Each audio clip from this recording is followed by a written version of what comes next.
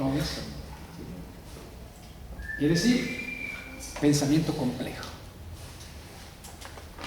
Poder, dijéramos, comprender bien a Marx, pero comprender bien a otros grandes constructores de propuestas. Freud, Husserl, Nietzsche, todos los que han creado la teología de la liberación, por ejemplo. Todos los que han creado actualmente la concepción de la ecología libertaria, por ejemplo. Todos los que han construido propuestas, ¿sí?, profundas sobre el problema de la preferencia sexual. Una serie de aportaciones que hay. Todo eso no debemos de verlo con desprecio, no decir yo soy marxista y soy ateo, por la gracia de Dios, luego le agregan. No, no. En el planteamiento, dijéramos, original, en todo la figura histórica de Cristo, ¿sí?, hay todo un discurso, toda una representación, un simbolismo, una orientación de cómo será la vida humana. ¿Sí? Y hay aquel revolucionario que presuma de ser ateo. No hay ningún ser humano ateo. Una cosa es la iglesia y otra cosa es la religiosidad social. Eso todos tenemos figuras simbólicas, etc.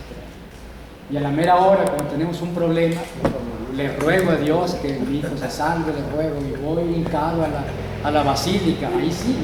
¿Por qué? No sale naturalmente, es porque lo tenemos. No se puede decir. Ese es un elemento. Y naturalmente hay que conquistar, hay que estudiar a Marx, hay que estudiar a Engels, hay que estudiar a Lenin, hay que estudiar a todos los grandes teóricos del marxismo, ¿sí? Pero hay que estudiar también todas estas grandes contribuciones, ¿sí? ¿Qué dice la teología?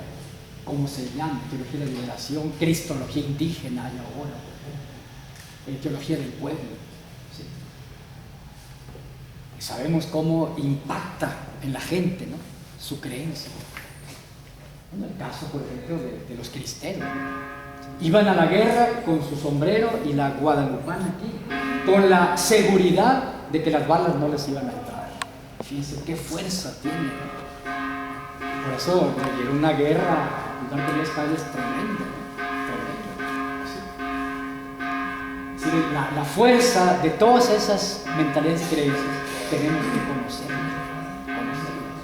Y una pregunta: ¿por qué el pueblo mexicano aguanta tanto lo que le viene haciendo? Terrible. Los agravios, ¿sí?, al pueblo mexicano son terribles. Por la mitad de lo que le hacen al pueblo mexicano, un pueblo centroamericano ya hubiera levantado, hubiera quemado palacio, y nosotros aguantamos. Hay resistencia, sí es cierto. ¿Por qué? Aguantamos el sol. ¿Por qué? Naturalmente eso no lo podemos resolver solamente conociendo las condiciones materiales, porque la pobreza, la explotación, la opresión existe aquí en Centroamérica y en todo el mundo. ¿Y por qué los bolivianos, por qué los nicaragüenses, por qué han hecho hasta revoluciones actualmente, ¿no? Y los chilenos no. Sí. Entonces hay que meterse a la psicología, hay que meterse a la mentalidad. ¿Qué hay? ¿Qué hay? Y hay que conocer lo que es el priismo, no como partido político nada más, sino como cultura de acumulación de capital, como cultura de ejercicio del poder burgués, como cultura de enajenación, como cultura de, apendejamiento. Sí. Es una cultura fina. Por eso también nació el RI. Puedes comprender perfectamente cuándo se fundó el PRI. ¿Sí? Puedes tener conocimiento pleno de la dirección del PRI, el historial de todos ellos, todo eso, ¿no? Pero si no conoces al priismo como cultura, como manera específica de realizar la acumulación de capital en México, de ejercer el poder, el dominio, control y mando, la enajenación, no lo haces. Y es lo que nos ha pasado a los revolucionarios. ¿Por qué? Porque no hemos investigado. ¿Sí? Porque creemos conocer al PRI. O sea, es una cuestión, nada más nos falta persinarlo. O sabemos lo que es el PRI porque lo vemos, ¿no? Lo vemos, oímos, sentimos toda la política. Pero conocimiento no hay ahí. Porque para que hay que conocer los cimientos, lo que funda, los fundamentos del uribismo. Y eso hay que investigar. Y a Morena nos puede ocurrir lo mismo que le ha pasado a todos los grupos y organizaciones. ¿Sí? Si no investigamos, si no comprendemos, manejamos poco a poco, pero ir manejando lo mejor posible como profesionales el arte de la investigación, el arte del ejercicio metódico. Entonces, elementalmente, cuando uno hace algo, lo lógico elemental es pensar, ¿no? Si te lanzas como el Borras, pues te pasa lo que le pasó al Borras. Fracasa.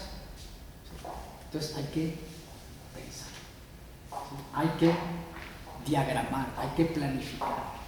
Y se planifica, eso lo hace que tú tienes el teje-maneje, tienes los pelos de la uva en la mano. Y eso es investigación, y eso es ejercicio metódico. Un segundo elemento es el elemento que se llama epistemología. Son nombres así, científicos, así, enredados. Todo lo hacen para que no lo entendamos, ¿no? Paradigma, bueno, pues es simplemente la concepción que tú tienes, ¿no? El pensamiento que te guía para ver cómo se dan esas situaciones.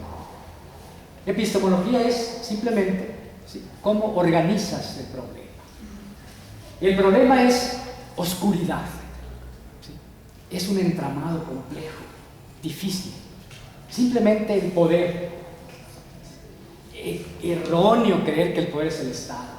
Más erróneo creer que es el gobierno. No es cierto. No es cierto.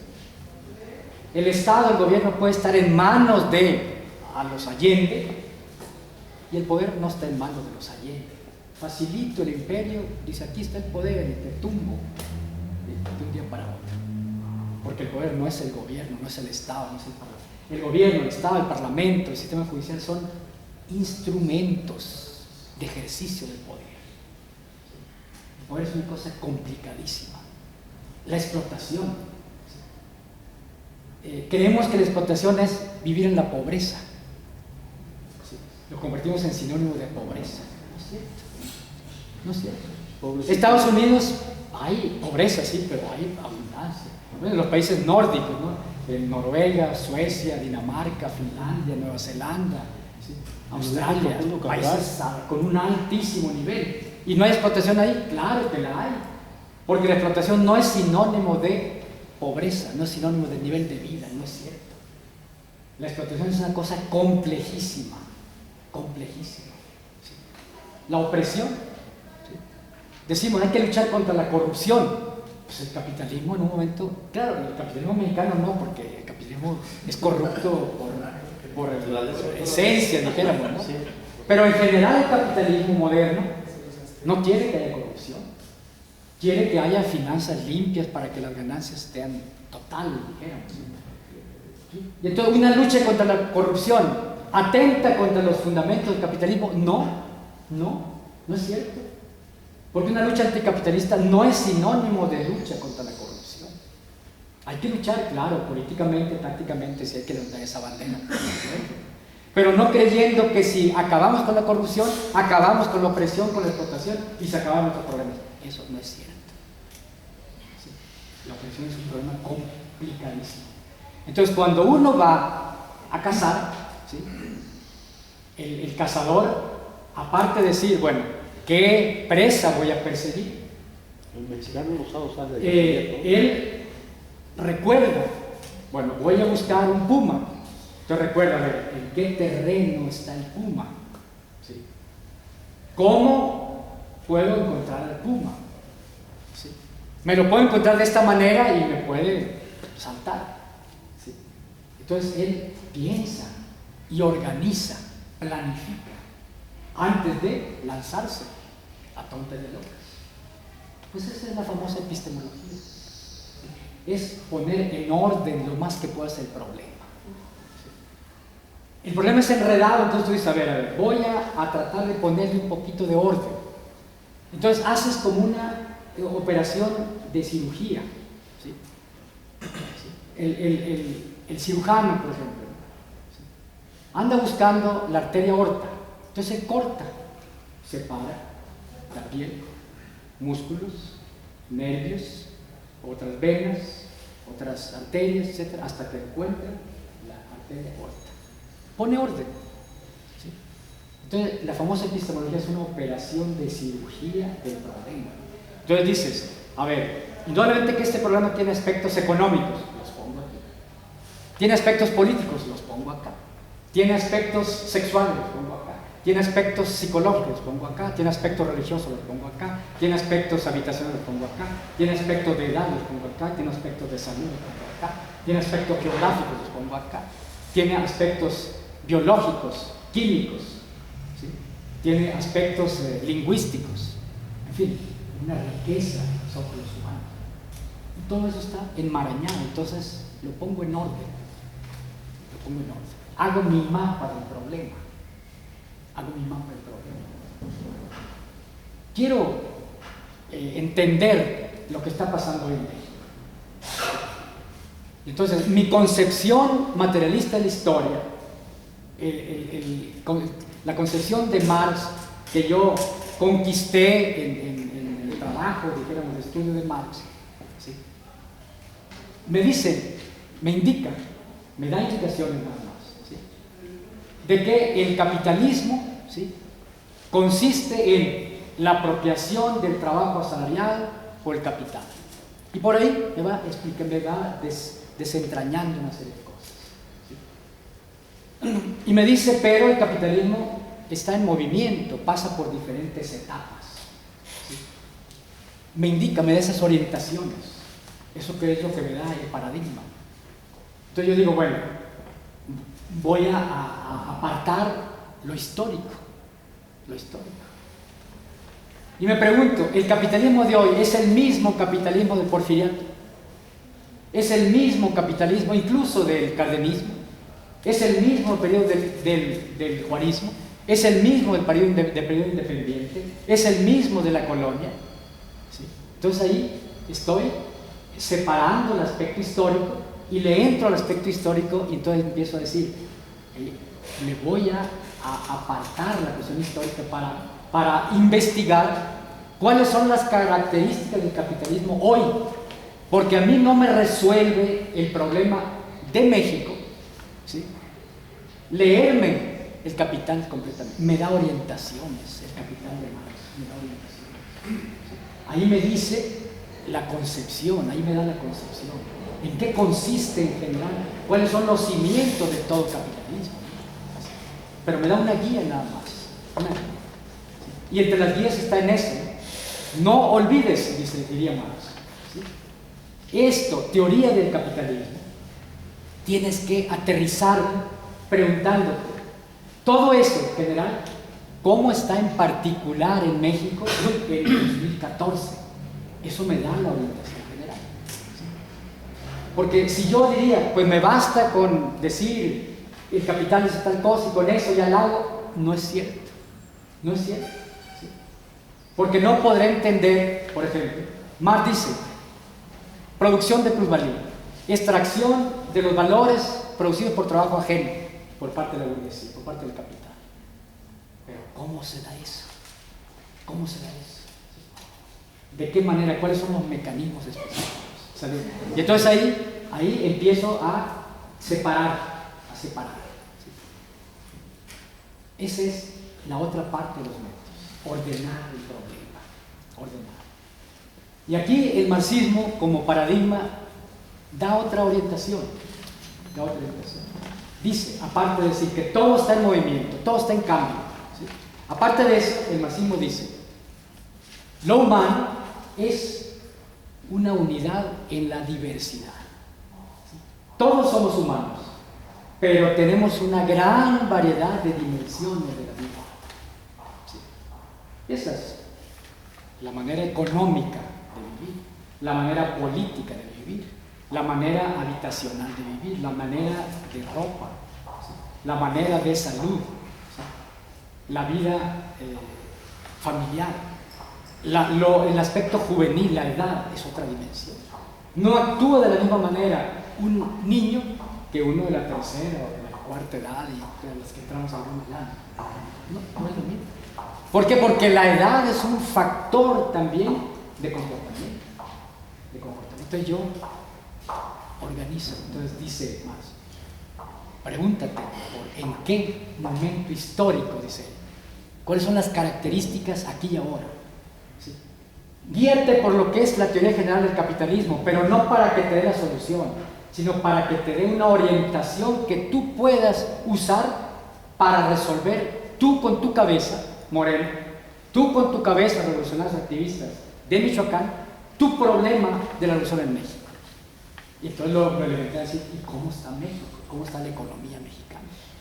Y te encuentras con la revolución informática, ¿sí? Te encuentras con el desarrollo de una relación de globalización, te encuentras con un problema de financiarización, te encuentras con un problema de todo un tipo de poder político, ¿sí?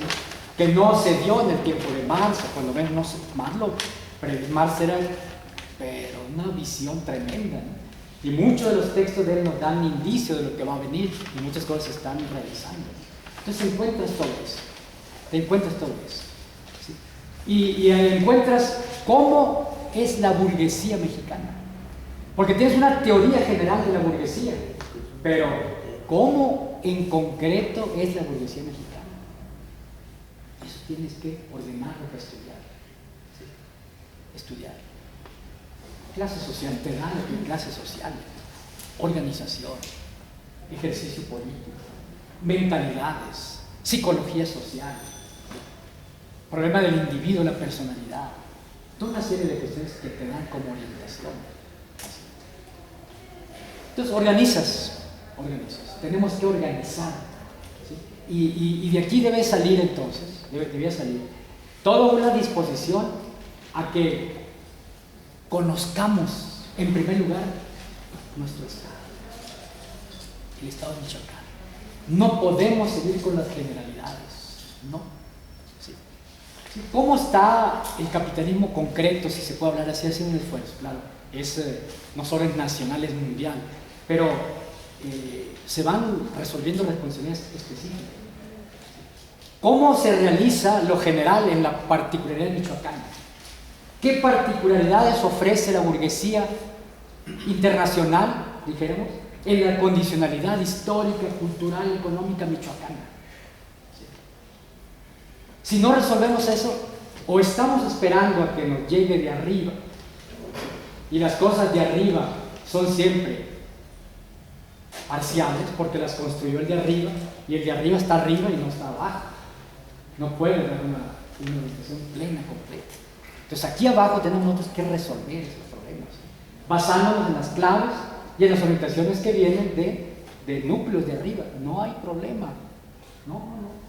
Pero tenemos que hacernos cargo nosotros, nosotras, de resolver el problema de cómo se da la explotación y la opresión, cómo se da el ejercicio de poder, qué tipo de burguesía se realiza en la condicionalidad, en la espiritualidad, en la mentalidad, en la religiosidad, en la culturalidad, en la politicidad, en la sexualidad, en la religiosidad michoacana. Y eso, naturalmente, es un problema de investigación. Y claro, aquí se destacan, ¿sí? Lógicamente se destacan grupos, equipos, pero hay que construirlos. Morena no va a triunfar. Morena va a repetir la experiencia de las 6 derrotas por las que hemos pasado. 1982, puntos de vista. 1988, ¿sí? 1994, 2000, 2006 y 2012. Derrotas. Han sido derrotas. ¿Sí? Y no hay ninguna garantía hasta ahora de que en el 18 no volvamos a tener otra derrota. Pero también podemos obtener un triunfo que puede convertirse en victoria electoral si cambiamos la forma de operar, la forma de cambiar, de intentar cambiar. Y una de esas cosas nos obliga ya a hacernos cargo del conocimiento, el manejo de nuestra problemática. Andrés Manuel juega un papel histórico importante. ¿Sí? Pero Andrés Manuel no podrá nunca, ni el equipo de Andrés Manuel, sustituir a los michoacanos luchadores para conocer la condicionalidad de revolución en Michoacán. Y no estoy hablando de que sean regionalmente las cosas, no, es un ejemplo simplemente. Yo sé que la revolución es integral, es mundial, ¿sí? Es internacional, porque la burguesía del capital es internacional, pero cada quien tiene que resolver las cosas en su casa, en su terreno, ¿sí? De ahí la importancia que tiene estudiar estos círculos de estudio. Yo no sé, a propósito, si en Morena, en otras partes hay esto mismo. No dejen que esto caiga, no dejen. Si de pronto por flojera, por diferencias que va a haber entre ustedes, por X cosa, dejan esto, están matando casi a Morena, con menos aquí. Entonces tienes el mapa, ¿sí? Más o menos organizado. La parte histórica, económica, política, etc. Cuidando no parcializar, sino siempre el rigor sistémico, el rigor de que todo está interrelacionado, siempre vigilando las cosas.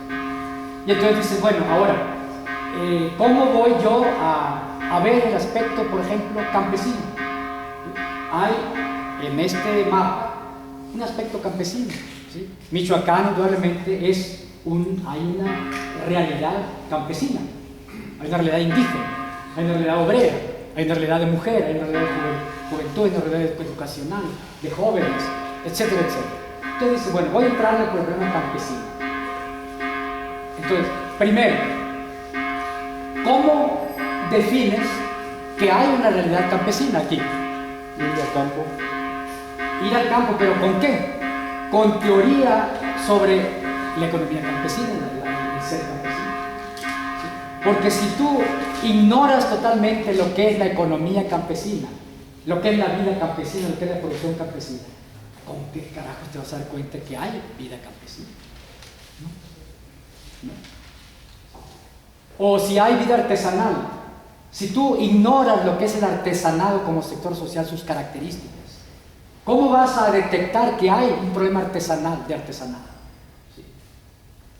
¿O cómo vas a detectar que hay un problema, por ejemplo, de religiosidad o un problema de indígena? Si tienes ignorancia total sobre lo indígena, lo campesino, lo sexual, lo religioso, entonces hay que tener explicaciones, algunos conceptos. Pues eso es la famosa teoría. La teoría. ¿Sí? Entonces, hay que investigar preparándose, ¿sí? Preparándose. Y aquí la riqueza de Morena ayuda. Tenemos historiadores, ¿sí? Podemos tener psicólogos, ¿sí? Especialistas en educación, especialistas en el problema de la mujer, ¿sí? Especialistas en los problemas de sociología, de economía, ¿sí? Entonces se forma Morena como un gran colectivo de investigación también, concibiendo que la investigación es un trabajo revolucionario, no es un trabajo de academia, no, es una práctica revolucionaria de investigar. Entonces hay que ubicar, ¿sí? ¿Cuál es la riqueza de ustedes? ¿Sí? ¿Hay historiadores? Los hay. Entonces hay que dijéramos, poner en ejercicio la capacidad del historiador e historiadora. Entonces eso debe organizarse. A ver, ayúdanos a organizar el estudio histórico de los movimientos michoacanos, de los movimientos indígenas, de todo eso. Hay especialistas en la cuestión campesina, teoría campesina. Entonces, aprovechar y afiliar también con ese criterio, ¿sí? E invitar. Hay especialistas que a lo mejor nunca van a asistir a estas reuniones, a lo mejor ni se van a afiliar a Morena, son simpatizantes de Andrés Manuel, pero no quieren esto, pero son especialistas, economistas que pueden ser invitados a que colaboren en la construcción de un proyecto de investigación de Morena, ¿sí? que debe partir de aquí. Y entonces ustedes invitan, necesitamos a alguien que esté especializado en teología, necesitamos a alguien que esté especializado en antropología, alguien que esté especializado en psicología, en ciencia política, etc., en comunicación, en periodismo, etc. Entonces hacen ¿sí?, de esto un colectivo dinámico, activo, ¿sí?, en las que dejan de actuar a ciegas, simplemente orientados por las cosas que nos llegan, que son muy superficiales lo que nos llegan, y no puede ser más que generales. Lo superficial no es dañino, no es ofensivo, simplemente ven las cosas generales así. Pero es tarea, nosotros no podemos pedirle a Andrés Manuel que haga lo que nos corresponde a nosotros, pero tampoco debemos pedirle permiso a Andrés Manuel ni a nadie, ¿sí? ¿Quién puede impedir que aquí se organice una investigación y que se profundice más en las cuestiones de método, todas esas cuestiones? No, nadie puede pedirlo, pero hay que hacerlo. Entonces, teoría es las explicaciones, la captación explicativa. Es decir, explicativa quiere decir fuera, ¿sí? Te explicas, quiere decir captas las condiciones externas que crean el fenómeno como resultado y la condición como causa, efecto el problema, ¿sí? Por ejemplo, decir, voy a estudiar ¿cómo se llama? La policía comunitaria, ¿no? Policía comunitaria, ese fenómeno, ¿sí? Voy a ver, porque no podemos ignorar eso. ¿Cómo? Las autodefensas, sí. Bueno, voy a estudiar. Entonces, naturalmente, ¿sí?, lo primero es en qué contexto surgieron. Te explicas porque es la condicionalidad externa. Y dices, bueno, pues resulta que eran hostilizados, les cobraban, ¿sí?, todo como causa externa, ¿no? Así, como causa externa. Entonces, esa es la teoría, la explicación, captar lo de fuera. Así como cuando vamos a estudiar el problema de los niños de la calle, la teoría es conocer qué comían, una cosa externa, ¿sí? ¿Dónde dormían? Sus padres, externos, es el contexto, explicaciones externas, es externo, ¿sí? Entonces conoces todo eso, cuáles son las condiciones sociales, económicas, culturales, geográficas, ambientales, etcétera, que generaron las policías comunitarias, que generaron el cierre de plantas de Lázaro Cárdenas, que generaron todo el proyecto de explotación de las mineras, que generaron el uso del agua de tal manera, etcétera, etcétera, ¿sí? Todas las condiciones externas. Entonces partes de teorías. Teoría del campesino, teoría del indígena, teoría de la mujer, teoría de la juventud, teoría del niño, teoría de la opresión, todas esas cuestiones, teoría de la alimentación, ¿sí?, teoría de la psicología social, teorías, son explicaciones. Pero Papá Pitufo era de comunidad como Mireles. Era una serie ¿sí?, cómica de televisión. Y resulta que, lógicamente, deben haber tenido el mismo comportamiento. ¿No es así? Porque los dos tenían el mismo contexto, más o menos el mismo contexto, ¿sí? Pues resulta que Mireles es un consecuente luchador, independientemente de sus limitaciones, etcétera, etcétera. Porque por desgracia no fue trabajado con una organización revolucionaria y no le dio una formación completa, pero él es un líder de pueblo, ¿sí? Y Papá Pitufo, no sé qué calificativos podamos aplicar. ¿Mercenarios? ¿Son mercenarios? Mercenario, ¿sí? Entonces, ¿por qué en la mentalidad de Mireles hay esa mentalidad de consecuencia, prefiere estar en la cárcel a traicionar? Y Papá Pitufo tiene otra mentalidad. Entonces, ahí la condición externa no resuelve el problema. Entonces, hay que ir a lo que se llama la metodología, que es el cuarto elemento de los métodos. Sí, la teoría nos da la explicación, lo de fuera, el contexto. La metodología nos da la interpretación. Quiere decir adentro de él.